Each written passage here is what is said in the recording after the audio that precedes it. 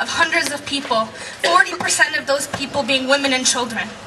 All of this death and destruction would have been stopped immediately anywhere else in the world. But of course, because this is Israel, that's not going to happen.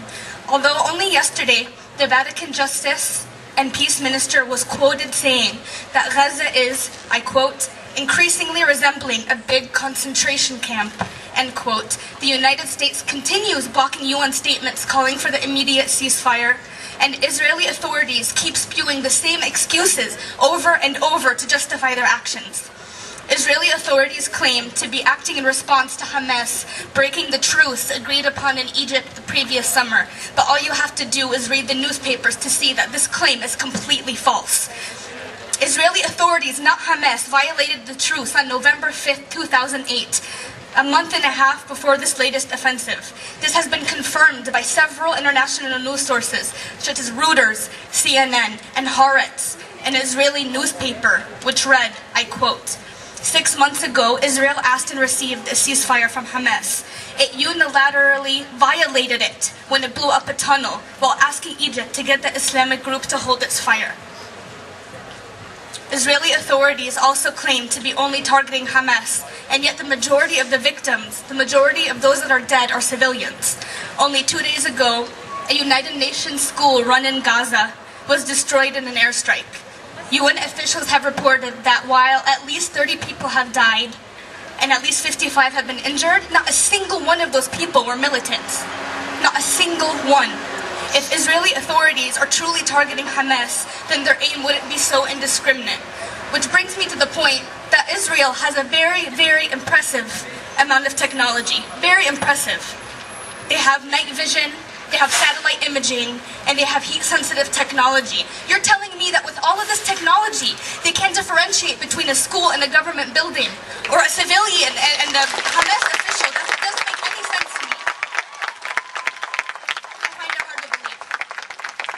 Israeli authorities keep claiming to not want to harm civilians, and yet their actions indicate the complete opposite.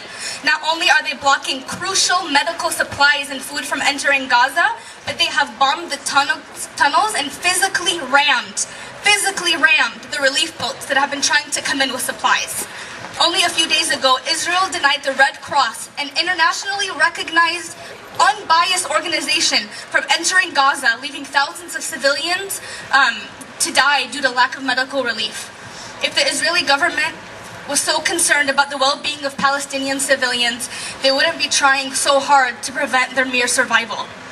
More troubling than any of this, traces of depleted uranium have been discovered in the bodies of wounded Palestinian victims. These weapons not only have immediate effects, but are known to scar future generations with cancer outbreaks, with severe birth defects.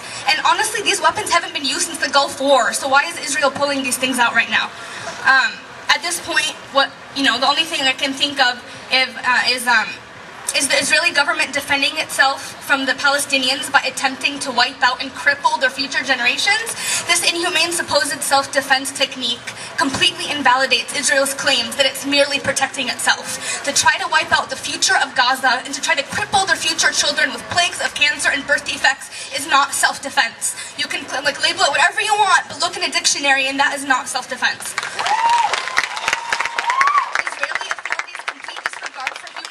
Is neither excusable nor just. By claiming that their mission is to eliminate Hamas by any means necessary is completely unfair and disrespectful to the dead. Most of the people that have died are not of Hamas, nor should they have to die for Israel's political aims. Most of those that died were not militants. They were innocent civilians who had faces and who had names and who have families and who have histories.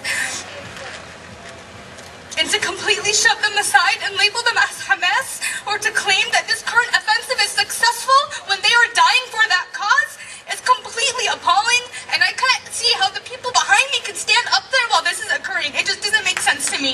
And I don't know, it wouldn't be acceptable anywhere else in the entire world. The people that died and those that are still living in Gaza are real people like you and I.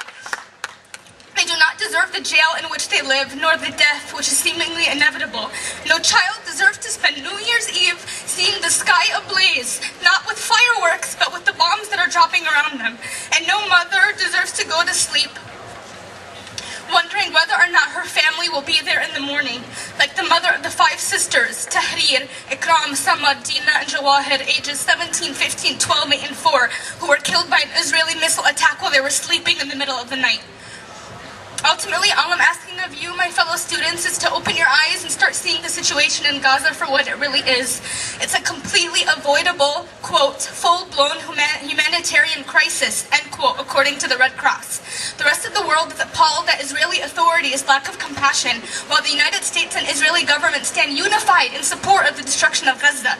The people there are in desperate need of aid, of food, and medical treatment, and they are being denied of these basic human rights and necessities. The United States, our very own government, is donating millions of dollars a day to the Israeli government, while people here are losing their jobs every day. We're going through a recession. Half of us can barely pay for our homes, our cars, our tuitions, and our money is going to cause this damage right now. So at this point, Israel receives our tax dollars for their military, while we are buried under student loans, increasing credit card debt, and the guilt that I have standing up here knowing that my hard-earned money is going overseas to kill people that have no involvement in this situation. With the help of the United States, Israel has become the 4th strongest military in the world. They are not victims living in the Middle East. They have a military that's stronger than most other militaries in the world. And people in Israel, sorry, not people in Israel, the military in Israel is pointing its guns that I helped pay for at the Palestinian people who have no bomb shelters, unlike Israel, no tanks, unlike Israel, no warplanes, unlike Israel, and no way out of their sealed territory like Israel. Please take the time to rally with several campus organizations that are standing for the cause of the people of Gaza, as well as other injustices around the world. Also, please take the time to sign several circulating petitions, and I don't believe it's up today, but there's a Gaza action table that's going to be up for the rest of the week. Please take time to go there, sign petitions, read fact sheets, and honestly, if you don't believe me, first of all, I have all of my references in case you want to double check. Do research for yourself. It's being covered all over the media. Learn about the situation and free Gaza. Thank you very much.